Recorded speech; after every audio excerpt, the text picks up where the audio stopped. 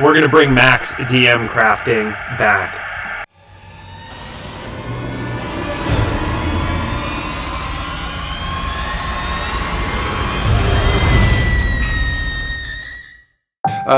Now, I've been watching a number of other channels, some of them like Wylock's Armory and the DM's Craft. They tend to specialise in making things out of cardboard, which I have to admit is not tremendously appealing to me. I don't want to make things out of cardboard, I just don't.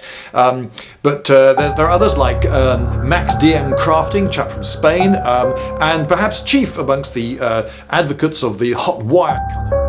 In this video, I've collaborated with my friend Massimiliano, maxdmcrafting, an amazing YouTube terrain artist from Italy, to help me create some amazing backdrops for your game. Max, devi usare solo il cartone. I think I've got time for one more, so I'm gonna try and scroll here and see if I can make it a doozy. Every one of these is so good. It's like, it's hard to choose. Oh boy. Max is looking forward to having you back on in the future for sure, my friend. All right, we're gonna bring Max DM crafting back for this one. I don't have anything directly to say other than just to pull this up on screen.